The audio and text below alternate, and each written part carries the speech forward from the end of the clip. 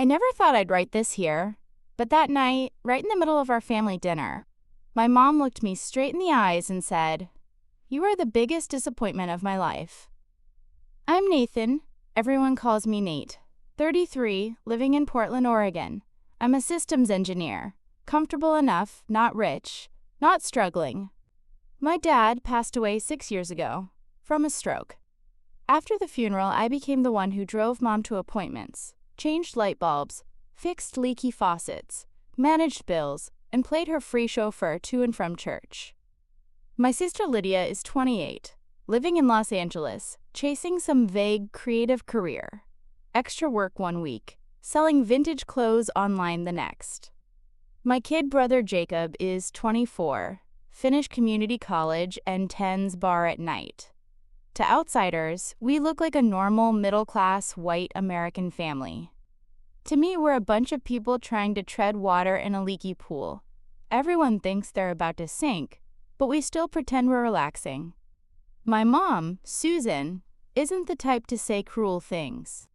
She's practical, sometimes cold, but she's also the person who hugged me when my anxiety hammered before school presentations. She's been a bookkeeper for nearly 30 years. Her ledgers are neat like an IKEA shelf. After Dad died, she started collecting scented candles and arranging flowers. 2 signs, I thought, that she was learning to care for herself. I didn't see the wire tightening. I did pretty much everything for the family. When Jacob got into credit card debt after investing in a camera, I was the one calling the bank. When Lydia needed a flight home for Christmas and her card got declined, I was the one who paid. When Mom needed a co-signer to refinance the house after Dad died, I was the one who signed. During Sunday dinners, Mom would stroke my hand and say, "I don't know what I'd do without you." I wore that sentence like a tiny medal and told myself I had to earn it. That night was Mom's 60th birthday. I cooked her favorite lasagna. Tomato sauce simmered for 2 hours, a spoon of oregano and a layer of ricotta beaten with egg. Lydia flew up with a daisy-decorated cake. Jacob brought a bottle of red wine. His bartender buddy swore was great. I hung a string of warm lights around the balcony. Late April in Portland is still cold, but the lights made the living room glow. We ate and laughed. Mom lit 6 candles, 1 for each decade. I recorded on my phone. When it was time for presents, Lydia handed over a small oil painting, a smiling portrait of Mom.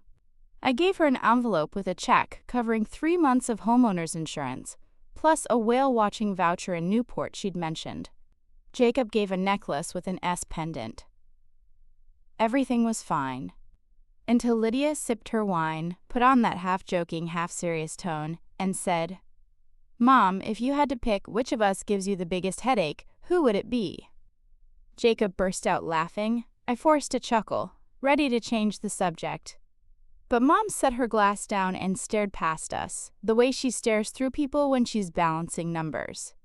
She said, "There's only one thing I know. Nate is the biggest disappointment of my life." No one laughed. I thought I'd misheard. "What did you say?" I asked. She repeated it, clearly, slowly, each word like digits on a receipt. "You are the biggest disappointment of my life." The floor tilted. It felt like a car losing its brakes on a hill. My heart dropped before the rest of me did.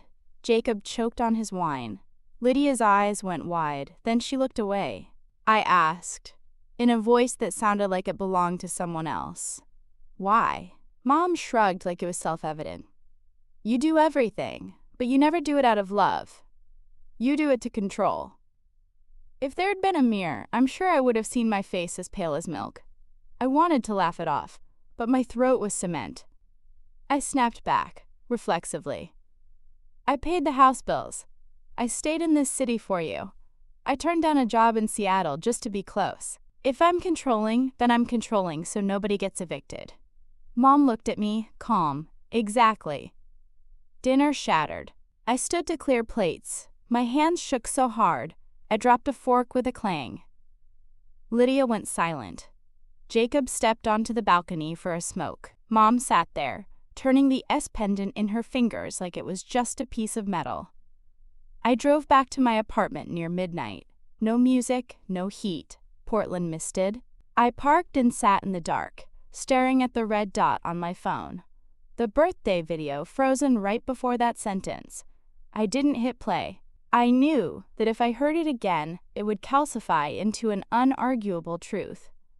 In the days after, our family felt like a cast scared to rehearse the scene they botched. Lydia texted, "Don't take it personally. Mom is just mom."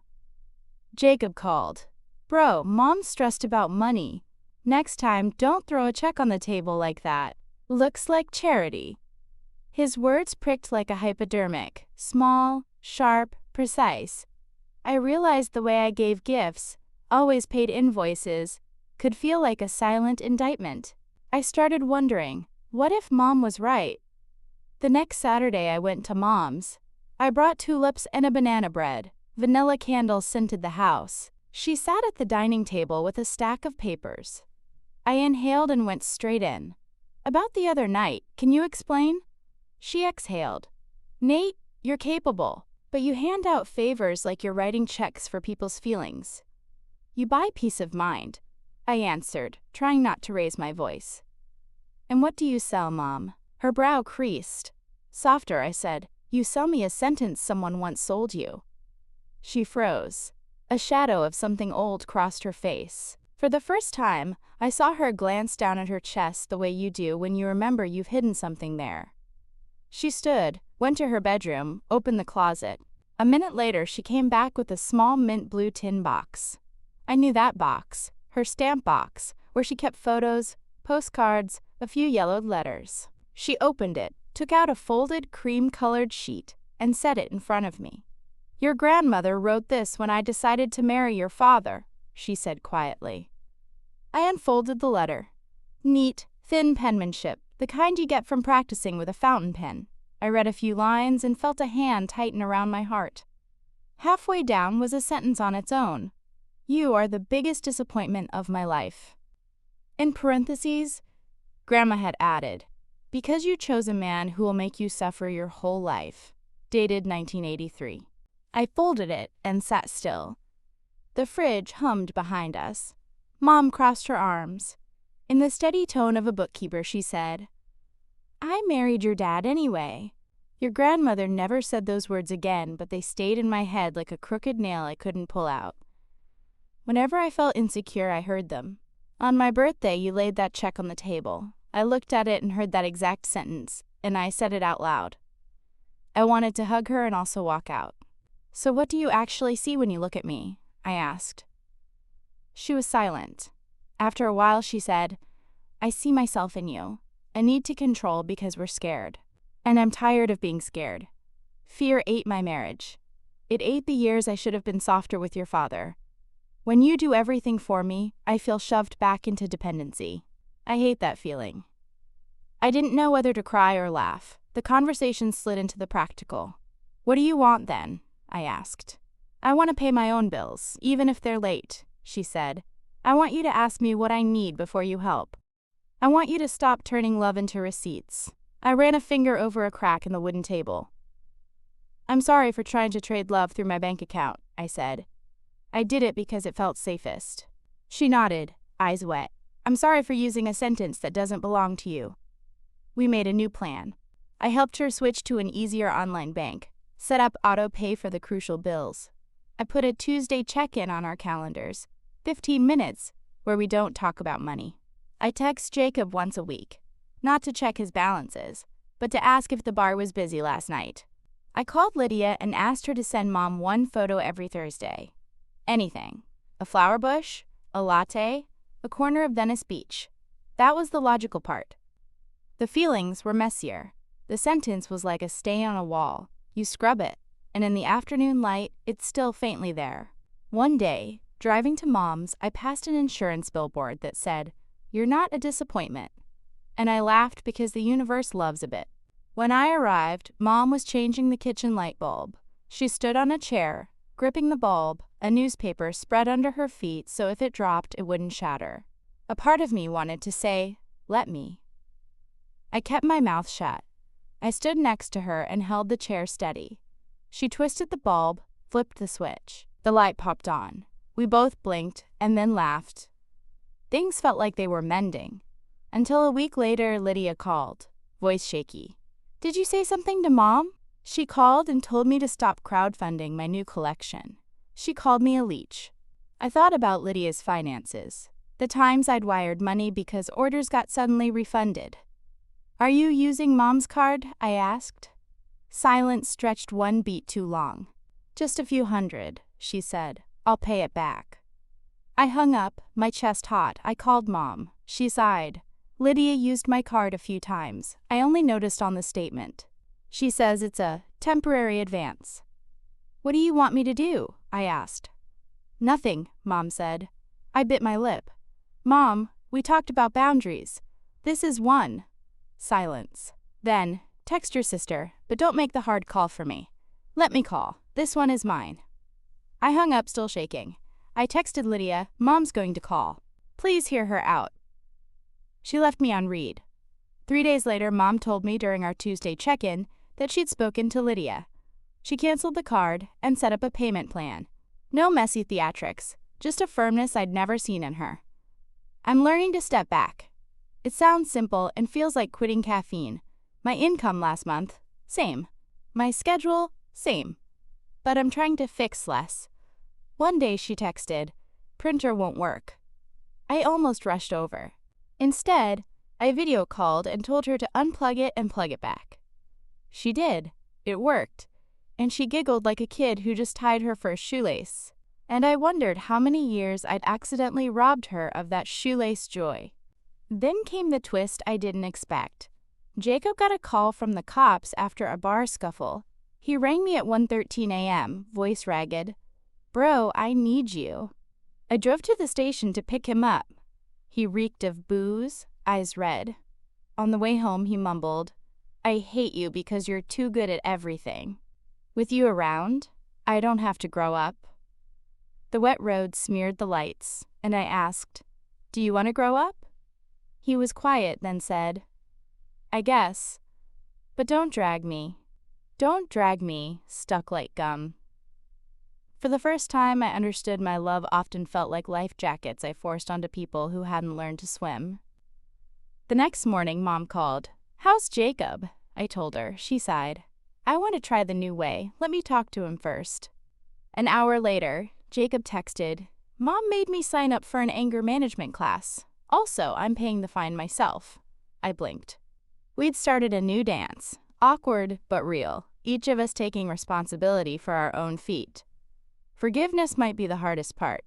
I still have an invisible bruise from her sentence. I take it on runs along the Willamette on gray mornings. Footsteps drumming like mismatched heartbeats. I stopped on the Hawthorne Bridge once, river wind biting my face, and thought of Grandma's letter. I don't know if she ever said sorry to Mom. Maybe not. Maybe her love, like mine, wore the wrong size coat. I texted Mom, "I'm not your disappointment, and you're not Grandma's either." She replied, "We're no one's disappointment. We're people who are learning." Last week, we had dinner at Mom's again, just the three of us. Lydia had a show in LA. I roasted chicken. Jacob made mashed potatoes. Mom did a salad. Before we ate, she said, "New tradition. Before I light a candle, yes, the vanilla kind, each of us says one thing we're grateful for that isn't about money." Jacob said, "I'm grateful a customer tipped me with a kind compliment last night." Mom said, "I'm grateful my printer works." I said, "I'm grateful I got to hold the chair while Mom changed a light bulb today." Mom laughed. Jacob squinted. "Is that a metaphor or real?" I shrugged. "Both." After dinner, Mom handed me the blue tin. "You keep the letter," she said. "I want someone to remember it. Not to haunt us, but to know we stop it here." I opened the box and took out the folded page. I didn't read it. I touched it like a cold stone. "I'll keep it," I said. "And I'll know when to burn it." Mom snorted. "Just don't burn it inside." My story doesn't have a fairy tale ending. We didn't suddenly become a perfect family. Lydia may still borrow people's trust until she learns to keep it. Jacob will still wrestle with the temptation to start fights after a few drinks. Mom and I will still step on each other's boundaries and flinch back. But I know two things. First, "You're a disappointment" is no longer a verdict. It's a family relic we had to name so it stops being passed down. Second, loving isn't always doing things for someone. Often it's standing beside them, holding the chair, letting them twist their own light bulb. I did everything for my family in the way I understood, and my mother's sentence tore open my armor of pride. Maybe it was also a scalpel finding the inflamed part. Now I'm starting over. Ask before helping, help without keeping score, love without turning it into invoices. Am I the jerk here? Should I forgive completely and keep standing next to, rather than standing in for, my mom and my siblings?